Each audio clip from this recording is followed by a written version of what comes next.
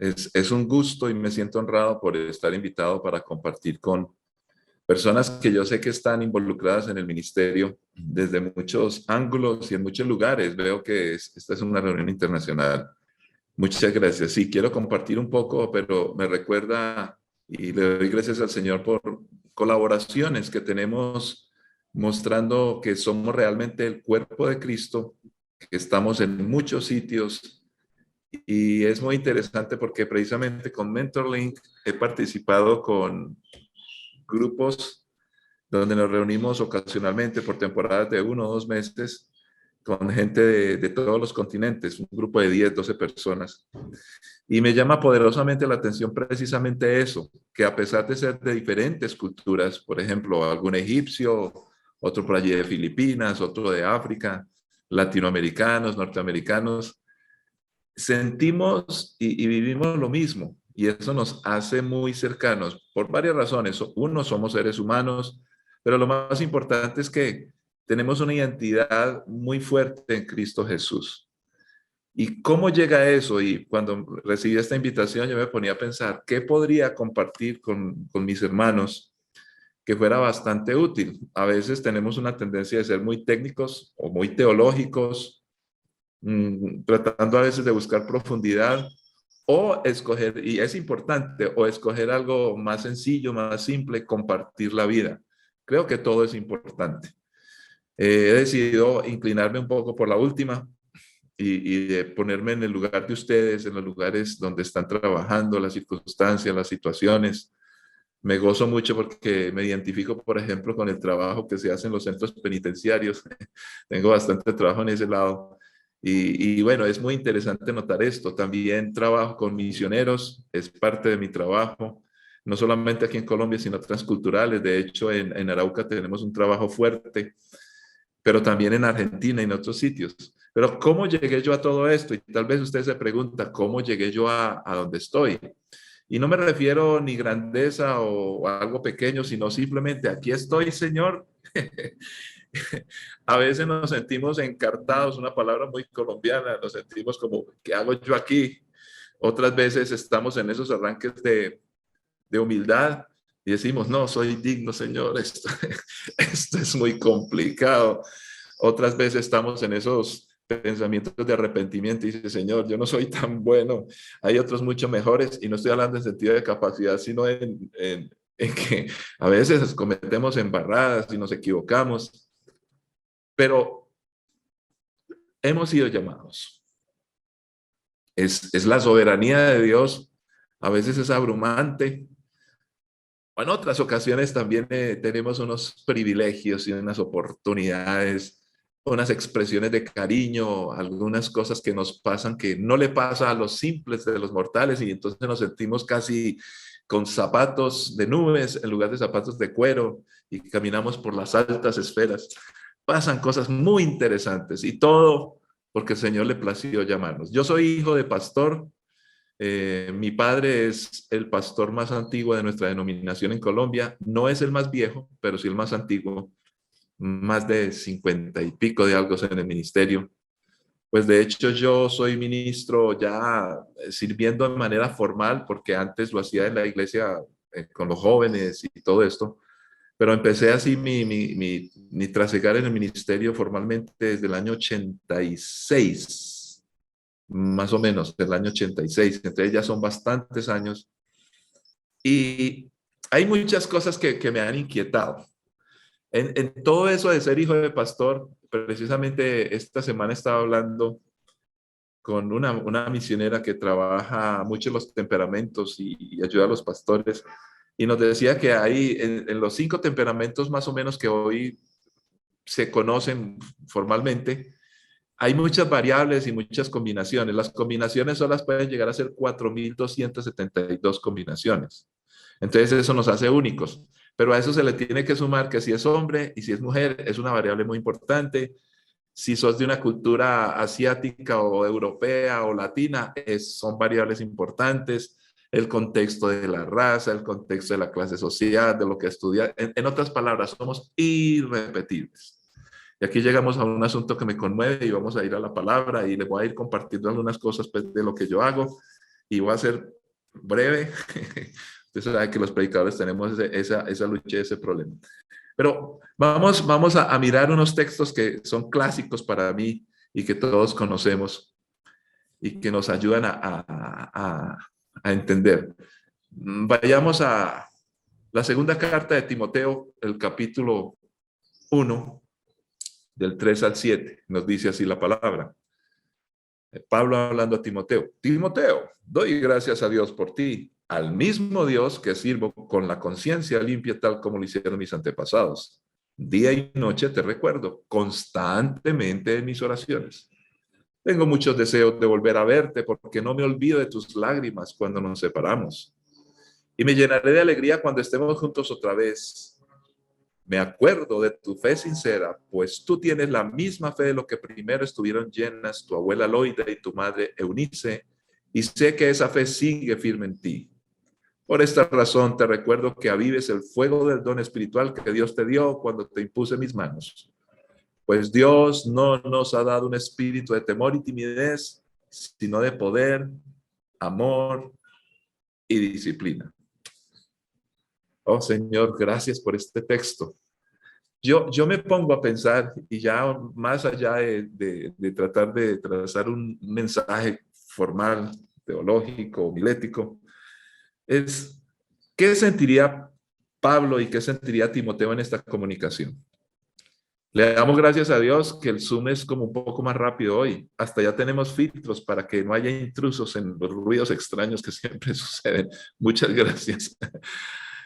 Pero en esa época las comunicaciones, como todos sabemos, eran por carta. ¿Y cuánto tiempo pasaba? No sé si generaba angustia entre una comunicación y otra para saber qué va a responder. ¿Será que Timoteo le respondió la carta a Pablo y cómo lo haría? No sabemos. Pero lo que sí podemos percibir es una fuerte filiación que pasa desde las lágrimas hasta los abrazos, las carcajadas de volverse a encontrar. Se nota que había mucho tiempo compartido juntos. Tan es así que no solamente se conocían personalmente, sino que conocía, por lo menos en este caso, Pablo conocía muy bien la familia de Timoteo. Una de las cosas muy importantes que está haciendo este ministerio aquí de iglesia es que poco a poco en estos grupos empezamos a conocernos, empezamos a preocuparnos, empezamos a por lo menos todo el día, o por lo menos en mi caso, tomaré algunas de las peticiones que escuché acá, compartiré con los pastores, compartiré con la iglesia que presido, y empezamos a realmente a tener un vínculo real, un vínculo que sí funciona, un vínculo que va más allá de las asociaciones donde firmamos unos documentos, yo pertenezco a una denominación, tengo un cargo allí directivo. Estamos hablando que somos personas redimidas por la sangre de Jesucristo, pero que nos une simplemente eso, que nuestro Señor tuvo misericordia un día y hoy caminamos juntos. Nos une también que nos ha puesto entre ese grupo, y cada grupo en su percepción teológica lo definirá, de los dones de Cristo, los dones esenciales, cuando habla de los apóstoles, profetas, pastores, evangelistas y maestros que preparan a los santos para la obra del ministerio. Y eso tiene el aspecto de lo que debemos hacer con la iglesia, pero también tiene el aspecto muy personal de lo que nosotros somos y sentimos. Como les decía, yo crecí en el Evangelio. La misionera con la que compartía esto de los temperamentos me dice, mira Isaí, mi tatarabuelo, mi bisabuelo, mi abuelo, mi papá y yo somos estos. Ellos fueron, yo lo soy ahora. Y dije, ¿cómo así? Yo le dije, sí, eso fue. He conocido muchos casos como estos, no sé si hasta tatarabuelo, pero por lo menos bisabuelo, muy común, nieto, en países donde la iglesia protestante ya tiene muchos años. La pregunta, y la voy a sumar a un caso personal, es ¿cómo se logra que esto pase?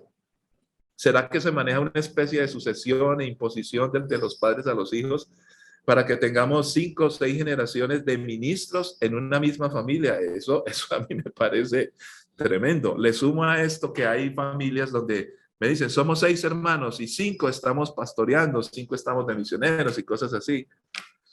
Y lo sumo a una experiencia personal porque cuando yo crecí, recuerdo que en las reuniones de pastores a las cuales tuve que ir muchas veces, en mi casa a veces mi papá predicaba todos los días y yo tenía que aguantarme sermones todos los días.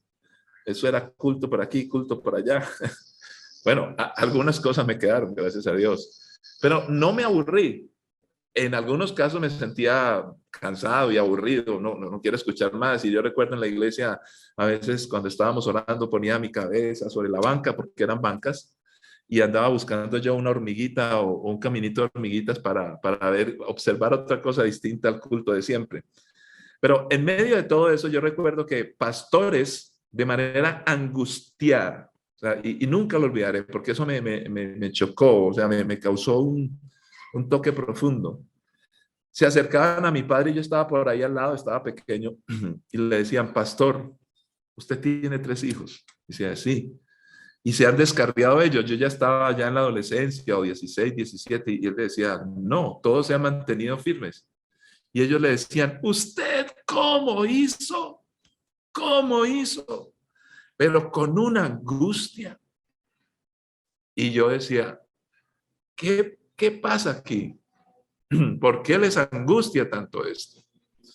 Pues ya en el tiempo, no sé cuántos hijos de pastores hay acá, empecé a notar que había amigos míos, hijos de pastores, con unas luchas que yo también tuve, pero muchos de ellos sucumbían de manera fácil.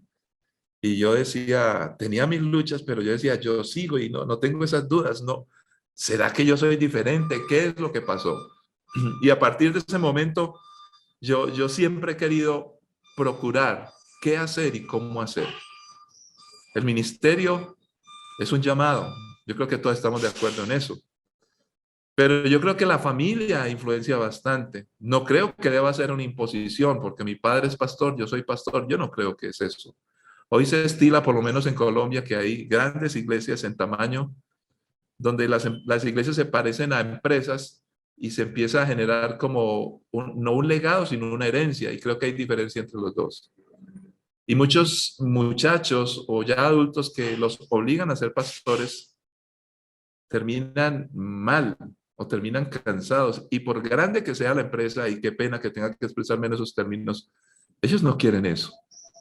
Pero los padres en su, tal vez, deseo sincero que continúe todo este grande sistema, pues quisieran dejarlo seguro en manos confiables y pensarían, pienso yo, que solamente los hijos. Volvamos al texto bíblico y pensemos, unido a esto, más adelante todos conocemos el famoso pasaje que lo podemos recitar de memoria. Le dice Pablo a Timoteo muy preocupado, y aquí empezamos a tocarnos nosotros mismos en lo que somos. Timoteo, todo esto que has aprendido, todo esto que hay testigos como tu abuela, tu mamá, tercera generación. Yo soy de corriente pentecostal, entonces nosotros hablamos en estos términos. Si la primera generación fue de fuego, la segunda tiene que ser de fuego consumidor y la tercera tiene que ser una bomba atómica. Pero notamos que lo que sucede más bien es que la primera generación de fuego en la segunda empieza a ser como un pabilo apagado y la tercera solo quedan las cenizas. Y yo digo, ¿qué está sucediendo y qué está pasando? Y a veces me preocupa más porque nuestros mismos ministerios, y ya tenemos años, tenemos unas temporadas donde vamos en un ánimo enorme, otras temporadas donde estamos es como preocupados y todo es una queja, pero es que la iglesia está mal, ¿qué nos pasa? No estamos haciendo la tarea. Entonces somos como pesimistas, optimistas. Y en algunos casos, si no nos preparamos, y le doy gracias a Dios por mi padre, porque en este asunto él ya tiene 81 años, va a cumplir 81 años precisamente en este mes. Y él desde hace años noté que se empezó a preparar para seguir sirviendo al Señor, pero entendiendo el asunto de la edad, cómo lo he notado, cómo se prepara para naturalmente entender que ya no puede estar predicando tanto, ya no lo llaman tanto a predicar, en la iglesia sigue predicando y yo lo dejo predicar. A veces dice, se me olvidan algunas cosas, sigue haciendo el ministerio, pero ¿qué tan preparados estamos, y qué tan realmente entendemos quiénes somos en Cristo Jesús? Y pareciera una pregunta torpe de un predicador torpe para unos grandes y sabios escuchas como ustedes, porque dice, ¿usted cómo nos va a venir a preguntar qué tan seguros estamos de nuestra identidad en Cristo si eso yo lo he enseñado 50,000 veces? Pues no es tan sencillo, no es tan sencillo. ¿Quiénes somos en Cristo Jesús? Y lo más interesante es que Pablo, después de todo esto que recuerda a la mamá, a la abuela, y le dice, Timoteo, es que a nosotros nos observa mucha gente. Mucha gente sabe lo que hemos hecho. Y ahí no lo dice, pues estoy seguro. Tanto lo bueno, lo malo y lo feo. Nosotros somos, dice también Pablo, somos cartas abiertas leídas por los hombres. Y yo creo que en algunos momentos los hermanos cuando nos están leyendo dicen, uy, pastor, por aquí hay una voz sin tilde. Mala escritura. No está muy bien la ortografía. Ahora, yo creo que de vez en cuando tenemos que hacer algunas revisiones profundas. Pero de una u otra manera, por la gracia de Dios, marcamos la gente. Yo ya tengo, pues, por los años de experiencia en el ministerio, que me he encontrado con gente que ahí los veo adultos, casados, sus hijos. Y gracias a Dios, en muchos casos, caminando con el Señor, me dicen, pastor, cuando yo era niño, usted me prestó atención. Y yo recuerdo que predicando a veces, lo suelo hacer todavía, no importa si el auditorio es grande o pequeño, pero a veces noto que hay niños y yo soy muy histriónico cuando predico, parezco un loco predicando y me muevo mucho, debería tener hasta casi que una nariz de payaso porque parece que estuviera actuando, donde me tengo que mover mucho. Entonces algunos niños se quedan absortos mirándome y a ver qué hago, qué muevo, y para colmo mido 1,90, entonces cuando abro la mano parece que fuera a abrazar a toda la iglesia. Pero algunos niños me observan, entonces yo les digo, oye, pero tú estás poniendo atención a la gente, por supuesto, suelta la carcajada, pero solamente saludarles, y los saludo de una manera especial a los niños delante de sus padres, solamente recibir una atención les marca la vida. Y no lo olvidan aún. Entonces yo me pongo a pensar, Señor, ¿qué otros aspectos de mi vida están marcando la gente y cómo los están marcando? Luego Pablo pasa a decirle a Timoteo, Timoteo, así como te pasó a ti, que yo he caminado contigo, que tu abuela y tu mamá caminaron contigo. Esto manda y enseña a hombres y mujeres, por supuesto, que sean fieles e idóneas o idóneos para enseñar también a otros. Y yo creo que por esa fidelidad, que estamos hablando de 2000 años atrás, para no hacer cuentas precisas, es que nosotros estamos aquí. Es que nosotros estamos tocados por el Señor, con una gran carga que se hace fácil y ligera si nosotros tenemos una identidad clara en Cristo, con el pasaje que todos conocemos. El yugo y la carga, qué tan amarrador es el yugo y qué tanta es la carga, pues cada uno tenemos que preguntarnos y empezar a revisar personalmente. Les menciono simplemente otro texto del Antiguo Testamento que toda la vida me ha inquietado, y ese es de los recabitas, Jonadab. Y cuando después de mucho tiempo, y admiro profundamente a los Amish, a los menonitas, que para mí me parecen personas como de otro mundo, y yo digo, bueno, están aislados y a veces los criticamos porque ellos dicen, ellos se metieron por allá, pero no perdieron su tradición.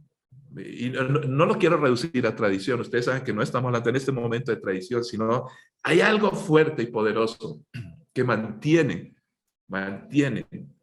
el deber ser y lo que somos en Cristo Jesús, más allá de los títulos y organizaciones e instituciones que presidimos y en las cuales trabajamos. Hay algo que toca el alma y toca el corazón. Es el mismo Dios, el mismo Santo Espíritu, aquella presencia de Jesucristo que al apóstol Pedro, allí cuando vio en el monte la transfiguración y que el hombre tal vez era muy pentecostal y dijo, yo me quiero quedar aquí en el fuego del Espíritu viendo esta visión poderosa. y el Señor lo saca y le dice, vámonos, ya, se acabó. Pero, ¿qué pasó ahí? Que luego en su carta, en una de sus cartas, él dice, cuando yo vi la gloria de Dios, no fue un evento pentecostal, sino es una compañía, como cuando el Señor le dijo a los discípulos, toda autoridad me ha sido dada, por lo tanto yo los envío a ustedes. Yendo por el mundo, hagan discípulos a todas las naciones, enseñándoles que hagan y guarden, perdón, todos los mandamientos que yo os he mandado. Y termina diciendo en contexto, y he aquí, yo estoy con vosotros todos los días hasta el fin del mundo. Y esa promesa nos ha llegado a nosotros.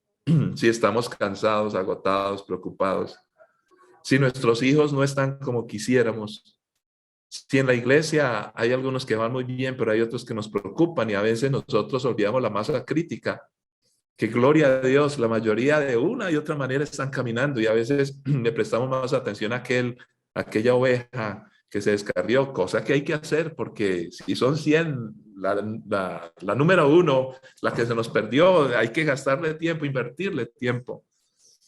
Pero de todas maneras hay algo muy profundo que nos une y es el toque de Dios. Aquellos recabitas cuando les dicen, hey, venga, brindemos y tomemos vino y dicen, no, no, no, no, no, no, eso no lo haremos nunca. ¿Cómo mantuvieron esas convicciones? Y yo les pregunto a mis hermanos, y voy a volver a mis reuniones hermosas con MentorLink, algo muy parecido a lo que están haciendo acá, el grupo pequeño. Pero recuerdo un pastor metodista noruego, y hemos llegado a ser casi amigos, a pesar de que no nos hemos visto físicamente, algunos por lo menos, o la mayoría. Y él nos decía, oren, porque estoy preocupado aquí en mi nación, mi misma iglesia. Acá la situación está tan fuerte que ya la discusión de nuestras reuniones no tienen que ver con el trabajo normal de iglesia o que Dios obre y que aprendamos más herramientas para hacer el ministerio, sino la discusión es, bueno, vamos a ordenar a los homosexuales o no como ministros. Y ya lo están haciendo. Y entonces él dice, y este es un país secularista. Y permítame, aquí introduzco en mi trabajo con misiones transculturales, trabajo con Comiban, soy director de misiones de la Asamblea de Dios en Colombia, de la parte de misión transcultural. Por las investigaciones últimas y haciendo un paneo mundial, se cree que la persecución más grande que va a venir o que ya llegó, va a continuar la física. Yo les puedo contar casos en este momento de lo que está pasando en Nigeria, en muchos lugares donde hay muertos, donde queman templos. Nada más una iglesia bautista la quemaron estos días en Myanmar, un templo muy grande. Han quemado 11 templos en esa región. Y es muy triste, hay que orar por eso, pero dicen, la persecución más grande va a ser el secularismo, o es el secularismo. Y es allí donde nosotros nos encontramos con unas luchas de pensamiento, unas ideologías, muchas cosas. Y yo quiero ir redondeando y pensar, ¿cómo combatimos eso? Pues la Biblia creo que tiene bastante información precisa y concreta, pero lo dice la palabra del Señor. El mismo apóstol Pablo dice, muy bueno él hablando de eso, textos famosos como el de Romanos 12, no os conforméis a este siglo, transfórmense mediante la renovación de vuestro entendimiento, para que comprobemos cuál es la buena voluntad de Dios, agradable y perfecta, y para que sepamos cuál es nuestro culto racional. Ahora, no sé si es ración o de razón, bueno, hay para hacer un juego de palabras. O también cuando dice a los corintios, le dice, es que hay unas fortalezas mentales y argumentos mundanos que se están levantando en esa época, perdón, y que en esta época se siguen levantando. Argumentos fuertes que se levantan contra Cristo. ¿Y cómo nosotros vamos a levantarnos? Pues nosotros tenemos también fortaleza en Cristo Jesús. Pero lo más importante hoy es mi identidad. ¿Quiénes somos en Cristo Jesús?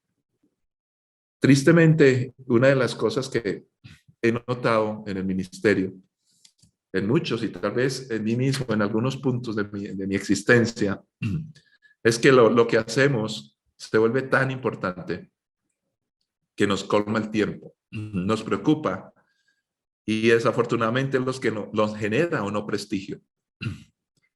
Porque es el tangible, pero resulta que supuestamente nosotros somos del Espíritu, y no estoy hablando ya de pentecostalismo, somos del Espíritu de Dios. Y cuando hablamos de lo espiritual, estamos hablando de intangibles, y los intangibles no se miden como se miden los tangibles. No podemos hablar de 1 kilo de amor, 3 kilómetros de confianza, 5 centímetros de tesón. No se puede medir de esa manera. Creemos que lo que Dios nos ha dejado y su herencia, como tantas veces Pablo le hablaba a los efesios, ustedes no lo entienden, pero los gentiles también son parte. Ustedes no lo entienden, pero tenemos que articularnos allí. Unos de pensamiento, corriente teológica X, otros de corriente teológica Y. No estoy hablando de géneros. Pero ahí nos unimos y trabajamos y articúlense, reconozcanse, trabajen. Pero la cabeza sigue siendo Cristo Jesús. ¿Cuántas cosas nos pasan y nos suceden? A veces nos molestamos con nuestra propia iglesia, nuestra propia organización, porque no entienden muchas de las cosas que hacemos. A veces nos sentimos aquilosados, a veces nos sentimos sucumbir ante el pensamiento que hoy está levantando. Encontramos cada vez más creyentes con problemas con sus hijos. Y aunque los hijos todavía continúan con costumbres tradicionales evangélicas, ya, por ejemplo, quieren incorporar ideas que los que ya tenemos más años decimos, pero ¿cómo es posible que están ya vinculándose con estos pensamientos? Que un joven nos diga, pastor, pero hay que revisar esto, lo del aborto. Hay que revisarlo porque es que los derechos son importantes. Y bueno, claro que hay que mirar el problema del aborto, estoy de acuerdo. Claro que hay que mirar el asunto de los derechos. Pero ¿por qué me preguntas eso?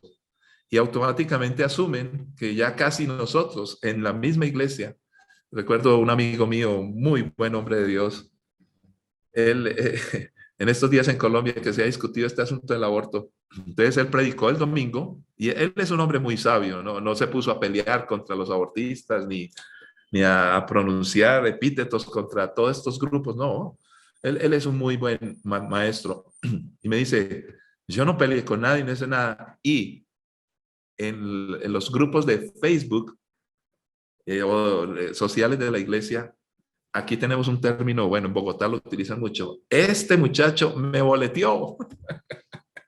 O sea, empezó a boletear aquí, dice, me empezó a acusar y a decir que vea que la iglesia, que el pastor. Y entonces él nos contó, bueno, hasta ahí yo dije, pues eso nos puede pasar a cualquiera que estemos en redes sociales. Yo por lo menos no estoy. Será por eso que no me ha pasado. Pero es muy normal, pero él me dice, no, el asunto es que a mí me dejó sorprendido. ¿Y por qué? Porque es que no solamente es de la iglesia, no es un joven de la iglesia que es conocido, sino que es mi sobrino. ¡Ah! Dios mío de la gloria. Y yo dije, entonces decía, estamos graves. Y han notado ustedes, y yo creo que eso pasa en toda Latinoamérica, que hoy las personas hablan de los derechos humanos, pero para hablar de lo que quieren ellos personalmente. Ahora, si lo hacen ellos, la pregunta aquí, y vamos aterrizando en nosotros para ir concluyendo, ¿cómo estamos nosotros? ¿Cómo está nuestra identidad en Cristo Jesús? ¿Cómo no olvidar que antes que pastores, que predicadores, que maestros, que directores, qué sé yo, lo que todas las cosas que hacemos, por lo cual nos gozamos, nos alegramos, y es una bendición porque es la soberanía de Dios en el llamado que es inexplicable para mí. Pero ¿cómo entendemos que simple y sencillamente somos hijos de Dios? En la soberanía de Dios he entendido, bueno, he entendido lo que Dios me ha permitido experimentar, no sé por qué, pero por ejemplo mi esposa y yo ya casi 24 años de casados no tenemos hijos. Y yo quiero los hijos, ella también. Algunos hermanos nos oran, nos profetizan, nos dicen cosas, pero no han llegado. Y por esa gracia que Dios me ha dado con los jóvenes y con los niños, muchos padres se acercan a mí, pastor, necesito un consejo, ¿qué hacer con los hijos? Y entonces yo les digo, mire, yo no tengo autoridad para hablar como padre y no lo voy a hacer. Y si quieren seguir en la consejería, los atiendo. Y si quieren, les advierto que no les voy a hablar como padre, porque no lo soy. Ay, pastor, usted es padre de generaciones, padre de multitudes, todas esas cosas que le dicen a uno. No me siento cómodo. Yo les voy a hablar como hijo, porque sí sé qué hizo mi padre, pero de ahí no me puede sacar. Y lo resumo en palabras simples y sencillas, porque yo sé que ustedes tienen hijos físicos, pero también tienen hijos espirituales. Hay una generación que se debe levantar. Y yo creo que todos hemos escuchado el famoso discurso, porque ya es un discurso y muy cierto y válido, que cuando estamos en nuestros escenarios, plataformas de servicio, solemos ser muy brillantes porque por algo estamos ahí, los dones que Dios nos dio, la experiencia, el estudio. Y mucha gente nos va a felicitar porque somos buenos predicadores, buenos directores, buenos líderes, bueno, en fin, todo lo que usted y yo hacemos. Pero realmente vamos a impresionar, y entendiendo lo que es charazo o el carácter, que es como una prensa hidráulica donde tenemos un molde y con la fuerza se presiona hasta que se marca el carácter en la pieza otra que nosotros queremos marcar. Es una impresión. Solo impresionamos a la gente cuando nos bajamos de esas plataformas. Cuando predico el domingo, la gente podrá decir, esa palabra me tocó, Dios me habló. Pues claro, es la palabra de Dios. Yo le digo a los que quieren predicar, me dicen, pastor, un consejo para un buen predicador. Vea, le doy uno solo, con eso basta. No se meta a hablar su discurso. Deje que la Biblia hable. Si usted hace eso, hasta le dirán que es el mejor del mundo, porque es la palabra, lo mejor que hay para este mundo. Pero cuando nos bajamos de ese escenario donde tenemos el respaldo de la palabra, el respaldo de Dios, toda esa autoridad majestuosa que Dios nos permite administrar, empezamos a ser un poco más vulnerables. Pero es allí donde algunos podrán decir, o podríamos decirles, u otros les dirán, mira, lo que fulano de tal te enseñó, que se lo enseñó a tu papá o a otro líder y que se te enseñó a ti, sigue estando en ti. Y que al final de la jornada, que nuestros hijos o aquellos que hemos dirigido nos digan, ¿sabe qué pastor? O ¿sabe qué papá? O ¿sabe qué mamá?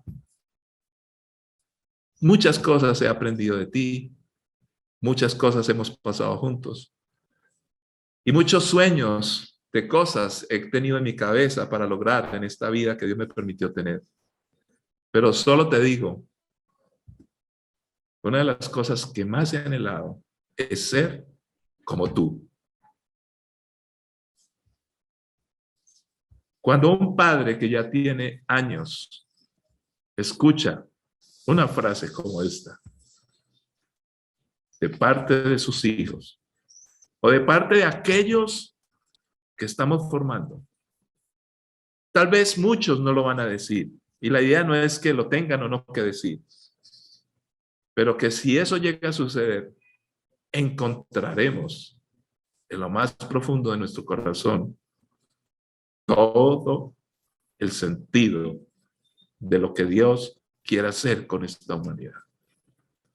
Porque un día Dios llamó a Abraham y le dijo, vete de tu tierra y de tu parentela y haré de ti una gran nación. Y eso no ha cambiado. Hoy está la iglesia. Necesitamos tocar vidas y corazones. Necesitamos ser simplemente hijos de Dios. Ya todos conocemos en el Génesis, cuando Dios dice, hagamos al hombre de nuestra imagen y semejanza. Y luego administren y hagan todo lo que tienen que hacer, hombre y mujer.